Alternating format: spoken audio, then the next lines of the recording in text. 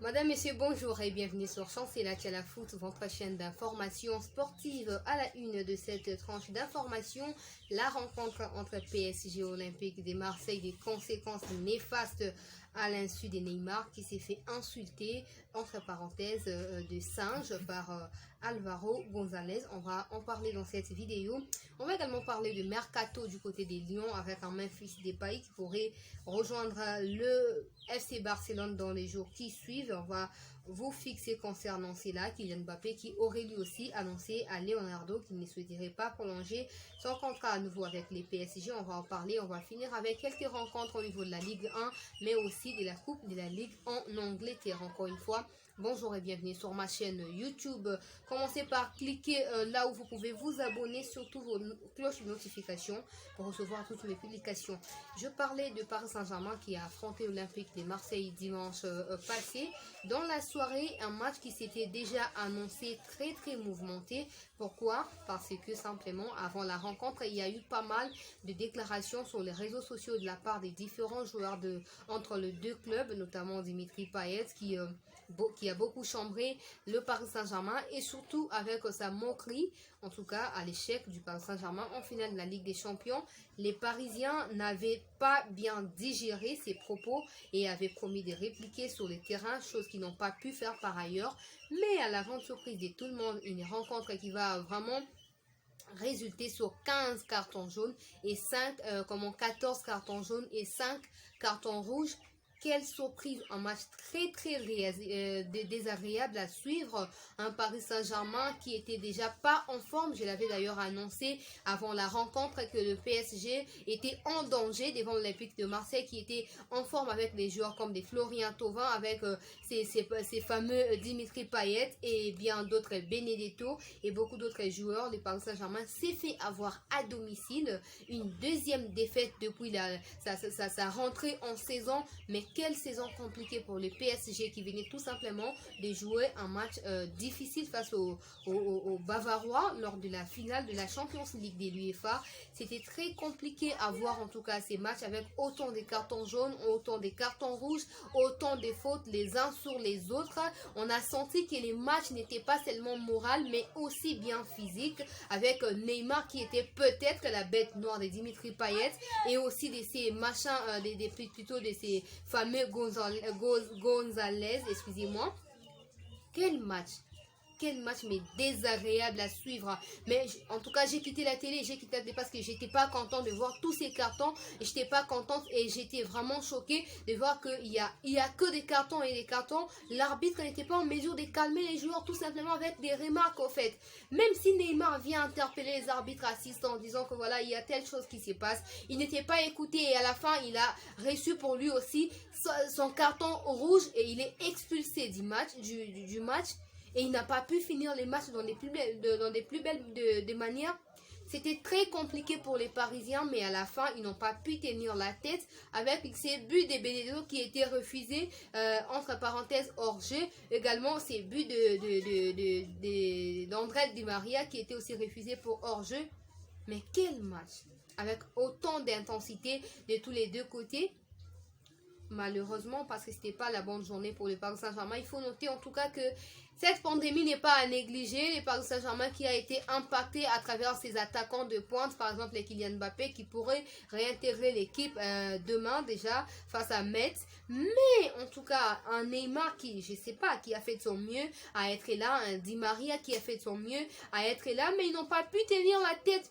Genre, Neymar a porté tous les fardeaux de l'équipe, toute la charge de l'équipe, à tel point qu'il n'a pas pu, en tout cas, on n'a pas pu voir Neymar concrétiser son rêve qui a toujours été de marquer dans toutes les rencontres en fait. Et quand même, malgré cela, malgré les faits qu'il a été pour moi visiblement tabassé par les Marseillais, je ne défends personne parce que je ne suis pas parisien. Je ne fais que analyser ce que j'ai vécu lors de cette rencontre. Neymar pourrait se faire insulter par un González, voilà, un espagnol, d'être singe. Et Neymar a avoué qu'il a des ancêtres noirs et ça lui fait aucun mal d'avoir des ancêtres noirs parce que pour lui, dans les footballs, il n'y a pas de place pour les racismes et il souhaite d'ailleurs que la justice soit faite, c'est-à-dire que la Ligue puisse vraiment statuer sur l'affaire et pouvoir rendre à chacun ses actes et trouver des compromis. il est revenu en charge de l'affaire sur Instagram pour pouvoir transmettre un message qu'on estime, celui de la paix. Mais quand même, il regrette les comportements du joueur de l'Olympique de Marseille. Le joueur qui lui aussi il est défendu du côté de son club, disant qu'il n'a jamais été raciste et tout. C'est vraiment un bon joueur et tout. On peut être bon visiblement pour son équipe, mais quand on fait face à un certain Neymar qui constitue une des stars vraiment des grandes compétitivités au niveau mondial du football, on peut dire n'importe quoi. On peut sortir de sa casquette originelle pour dire n'importe quoi. Donc, comme la Ligue poursuit des enquêtes, on a vu Téléfoot dire que voilà, il y avait des images et tout. On n'a pas retrouvé les images des insultes racistes. On n'a pas non plus retrouvé des images de André Di Maria qui est soupçonné lui aussi de cracher sur Gonzalez.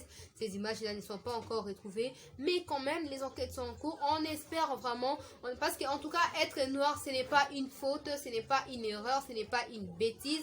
Parce qu'il y a des noirs qui sont mieux, voire plus mieux, je ne sais pas si ça s'est dit, plus mieux que de blancs. Parce que visiblement, Gonzalez n'est pas connu que Neymar, point barre. Il n'y a pas de débat que Neymar soit noir, soit milâtre, soit des descendances des noirs et tout. Ça n'a rien à voir. Neymar est un joueur de top 3 mondial et Gonzalez, on est nulle part au fait.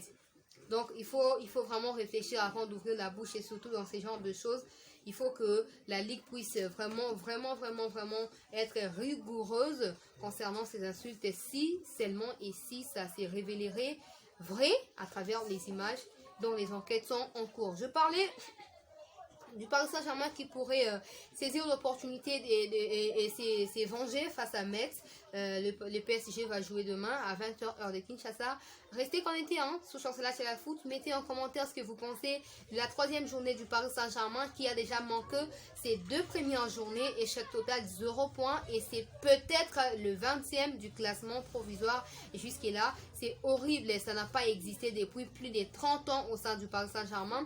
Et là, les PSG sont en train de vivre tout simplement son cauchemar cette saison et il y a mieux à faire. Et il n'est pas encore tard. Donc, il faut relever la tête, relever la pendule et avancer dans les sens là. Et on espère que le Paris Saint-Germain pourrait peut-être gagner Metz demain avec un retour de Kylian Mbappé, sur qui le PSG peut compter évidemment pour remporter cette rencontre.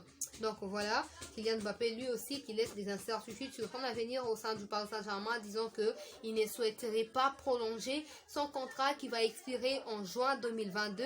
Donc Kylian a été toujours sollicité du côté du Real Madrid et j'ai vu le supporter du Real de la France par exemple s'exprimer en disant qu'ils ont hâte au fait de voir Kylian Mbappé accepter l'offre du Real Madrid et de jouer dans les saisons qui vont suivre au sein du Real Madrid. Dès qu'il y a une autre nouvelle allant dans le sens là ou contre ce qui a été révélé là, on reviendra certainement pour vous en dire plus. Je parlais avant de parler des mercato qui continuent.